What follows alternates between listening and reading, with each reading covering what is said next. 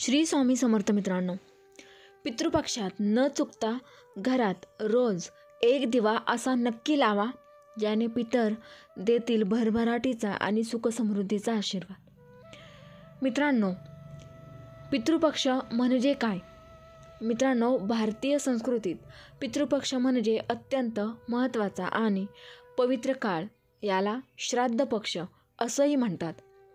हा काळ नेहमी भाद्रपद शुद्ध पौर्णिमेनंतर ते आश्विन अमावस्येपर्यंत म्हणजे 15 दिवस असतो. पितरांचं आगमन.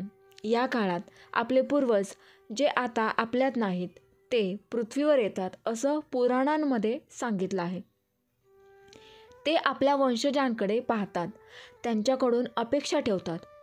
जर आपण त्यांना तृप्त केलं तर ते आशीर्वादसुद्धा देतात आणि जर दुर्लक्ष केलं तर घरात दारिद्र्य, वाद, आजारपण कायमचं घर करतं. या संदर्भात महाभारतातील एक कथा आहे.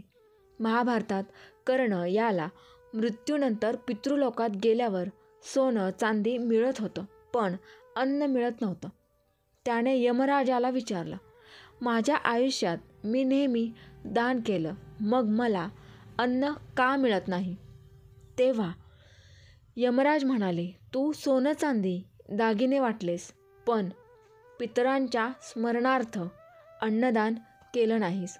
म्हणूनच त्याला परत पृथ्वीवर 15 दिवस पाठवलं गेलं आणि त्याने पितरांना अन्नदान करून तृप्त केलं. या घटनेतून पितृपक्ष परंपरेचा उगम झाला. पितरांचे ऋण. प्रत्येक माणूस 3 ऋण घेऊन जन्मतो. देव ऋण, ऋषी ऋण आणि पितृऋण. यातील पितृऋण फेडण्यासाठी पितृपक्षात श्राद्ध, तर्पण, पिंडदान आणि दिवा लावण्याची परंपरा आहे. जो हा ऋण विसरतो त्याला जीवनात यश, पैसा, शांती कधीच मिळत नाही. आता दिव्याचं पौराणिक महत्त्व. मित्रांनो, हे पाहूया दिव्याचं खरं महत्त्व काय. दिवा म्हणजे फक्त तेल, तुपात पेटलेली वात नाही, तर तो प्रकाशाचं प्रतीक आहे. तो अंधारातून प्रकाशाकडे नेतो, अज्ञानातून ज्ञानाकडे नेतो. वेद पुराणातील दिवा. ऋग्वेदात लिहिलं आहे, तमसोमा ज्योतिर्गमय, म्हणजे अंधारातून प्रकाशाकडे ने.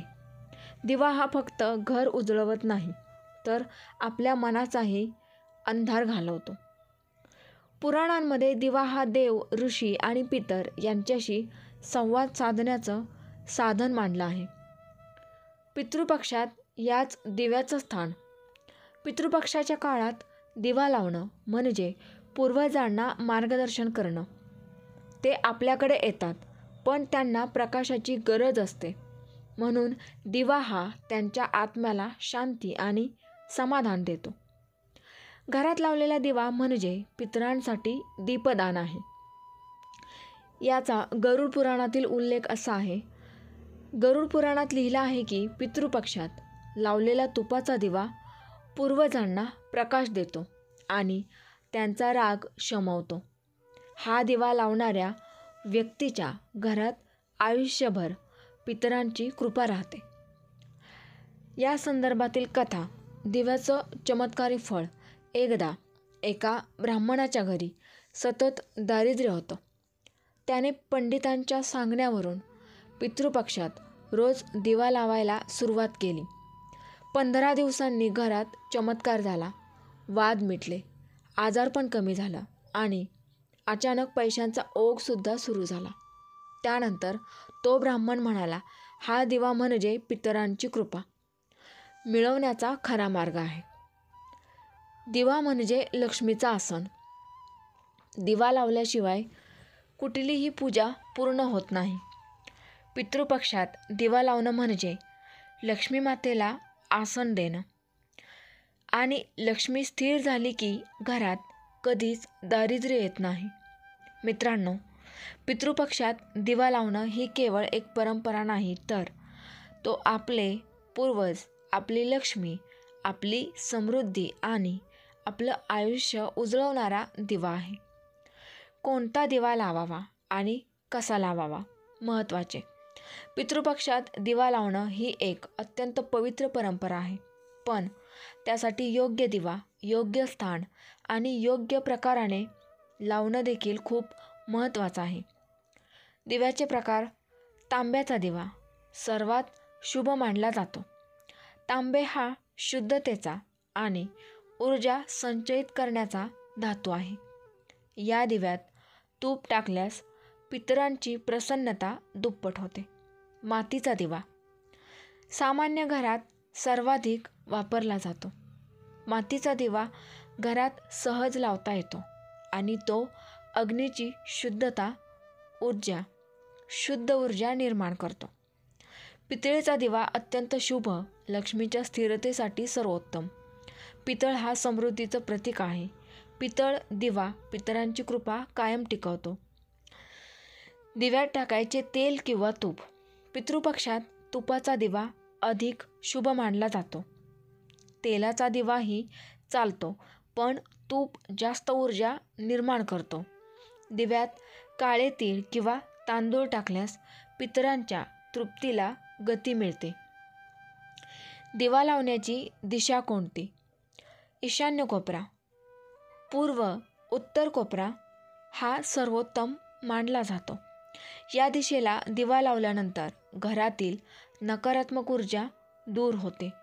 तसेच दिवा घराच्या उत्तर किंवा ईशान्य दिशेला ठेवल्यास घरात पैशाची उगम शक्ती कायम राहते.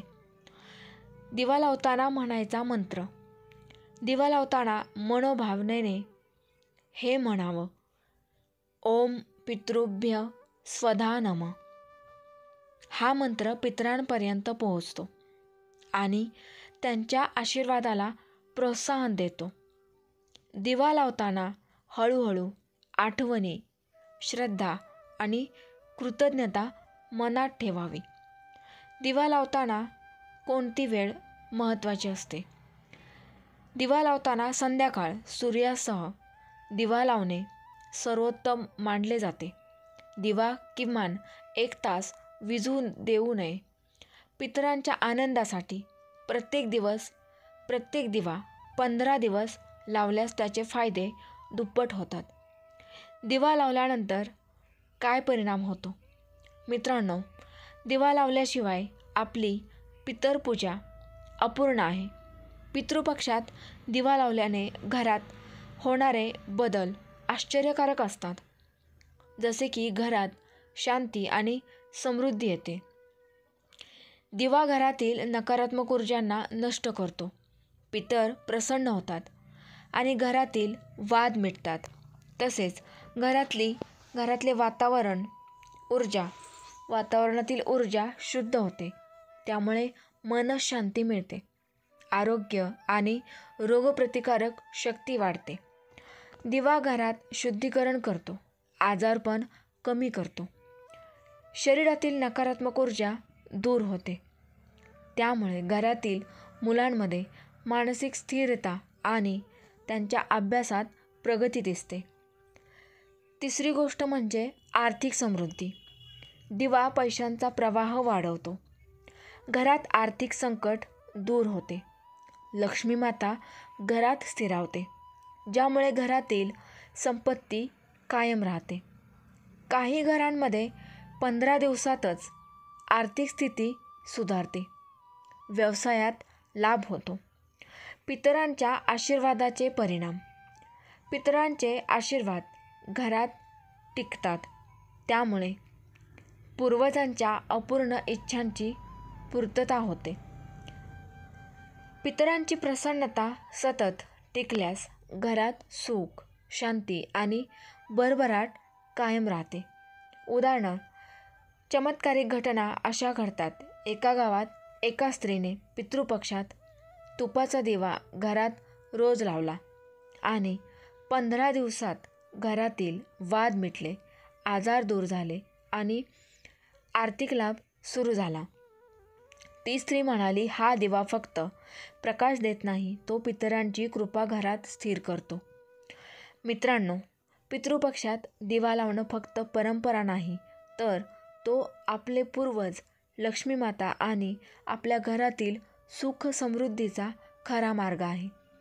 या 15 दिवसात दिवा लावा, मनात श्रद्धा ठेवा आणि तुम्ही पाहाल की घरात वाद नाहीसे होतात, आजार दूर होतात आणि पैशांचा प्रवाह सुरू होतो. श्री स्वामी समर्थ. जय जय स्वामी समर्थ. व्हिडिओ आवडल्यास व्हिडिओला लाईक आणि शेअर करायला विसरू नका. चॅनलवर जर का नवीन असाल तर चॅनलला सबस्क्राईब नक्की करा. धन्यवाद.